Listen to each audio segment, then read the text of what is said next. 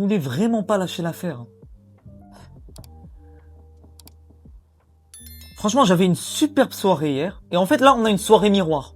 Voilà, hier, j'étais tellement heureux. J'avais fait peut-être l'un de mes meilleurs débriefs. J'étais très heureux de parler football. Et là, on vient de plomber mon début de week-end. Victoire 2-0 du Barça face à Bilbao. J'ai cru au hold-up. Hein. À un moment, j'ai vraiment cru au hold-up quand il y avait le 1-0. Je me suis dit, peut-être que un petit hold-up. Sachant que le Barça vraiment a dominé la rencontre. Hein.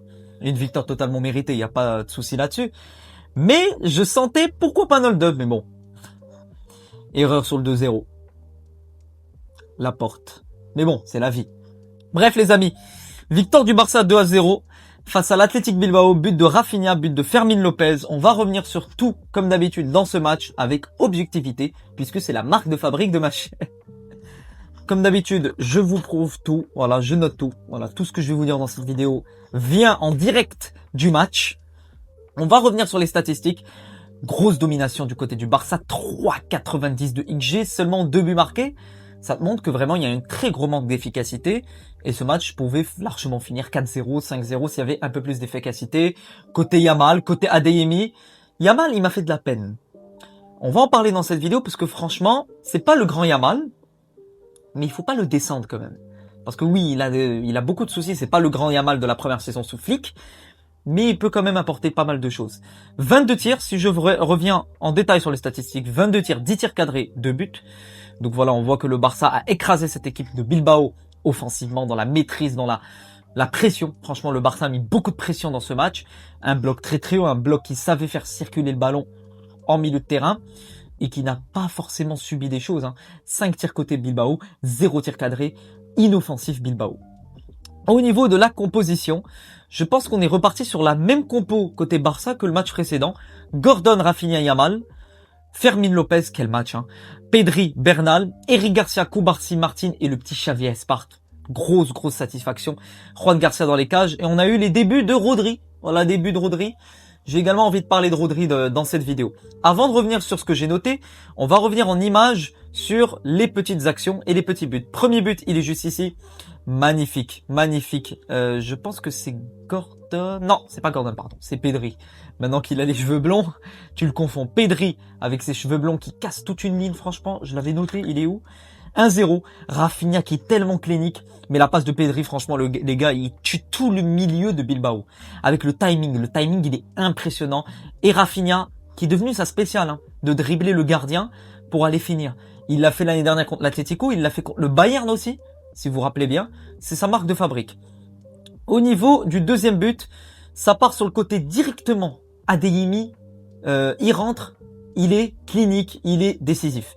Sur le côté Adeyemi explosif qui fait cette passe, qui est repoussée entre guillemets. Voilà, il y a un gros cafouillage dans la défense, gros manque de communication côté Laporte.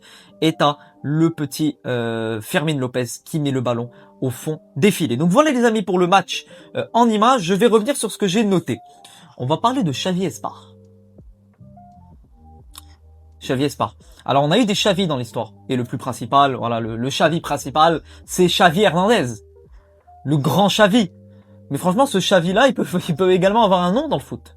Dans le futur. Pour moi, il s'imposera. En tout cas, cette saison, il a beaucoup de chances de s'imposer. Il est sur 2 très bons matchs. Franchement, 2 très bons matchs. Et quand tu le mets à son poste de prédilection, et entre guillemets, tu le formes à un poste précis, c'est-à-dire que tu lui laisses l'opportunité d'apprendre à un poste et ne pas commencer à toucher à tous les postes et être perdu. Franchement, je trouve que c'est un joueur qui n'hésite pas. Voilà, grande capacité, grand QI football. Il prend de bons risques, très intelligent. Impressionnant. Impressionnant sa qualité de passe pour moi et sa qualité de QI foot, sa qualité de s'insérer dans le jeu barcelonais. Il est juste extraordinaire. Extraordinaire encore une fois cette trouvaille. Mais qu'est-ce que vous leur donnez au petit-déj ? Mais donnez-nous la recette, donnez-nous la carte, j'ai envie de lire les gars. Qu'est-ce que vous leur donnez au petit-déj? Pour qu'en 5 ans, vous sortez Yamal, Firmin, Xavi Espart, vous sortez qui d'autre? Attendez, je vais vous lire qui vous sortez.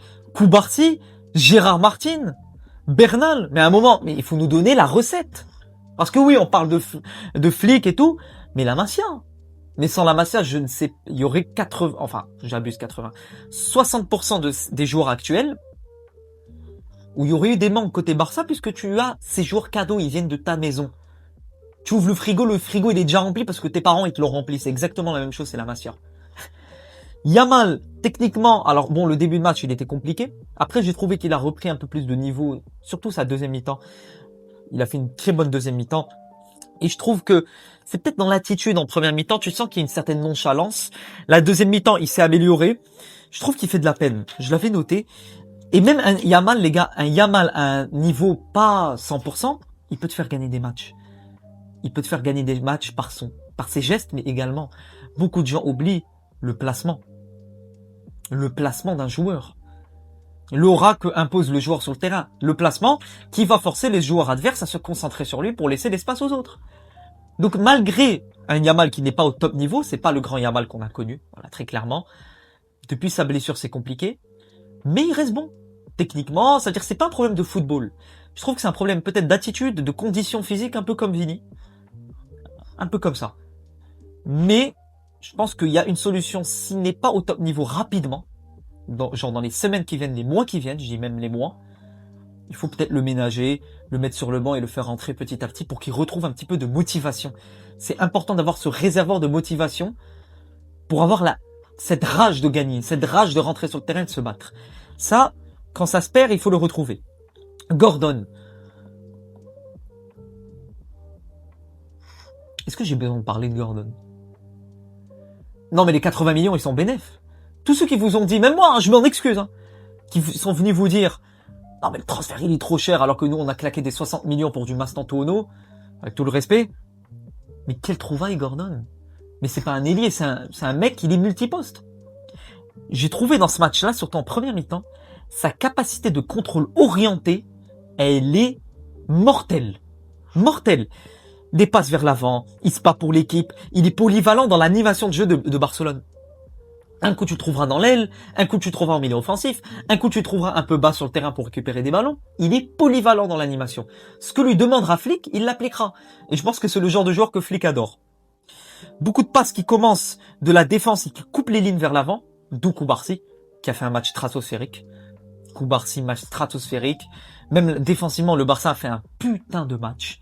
La ligne a été respectée à la lettre. Gérard Martin, Koubarsi.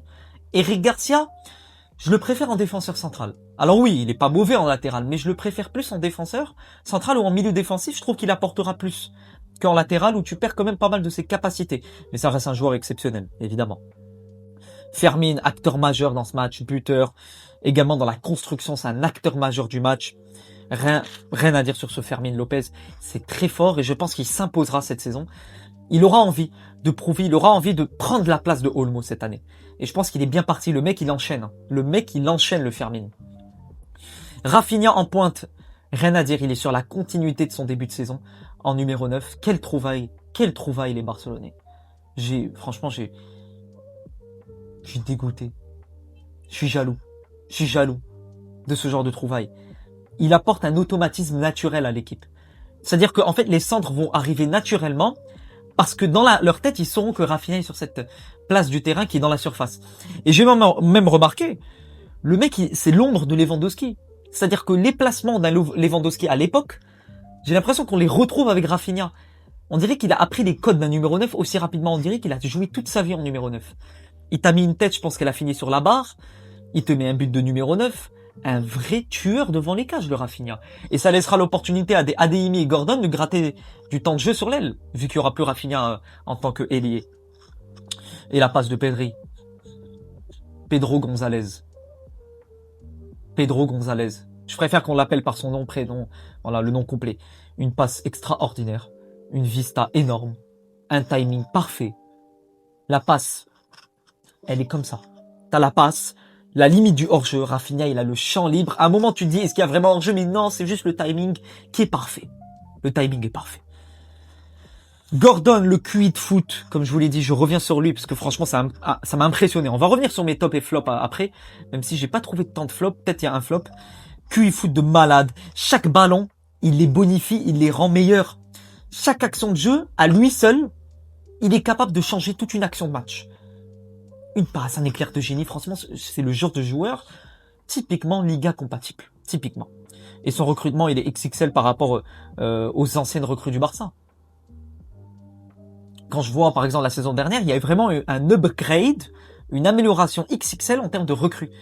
Quand tu passes avec tout le respect que j'ai pour Rashford, Ferran Torres, tu passes à Gordon Adeyemi, plus Abdelkarim l'Égyptien, tu fais un step-up au niveau de tes recrues. Tu gagnes un joueur de plus et beaucoup de qualité, énormément de qualité. Pour moi, Gordon est au-dessus de Rashford, de très très loin.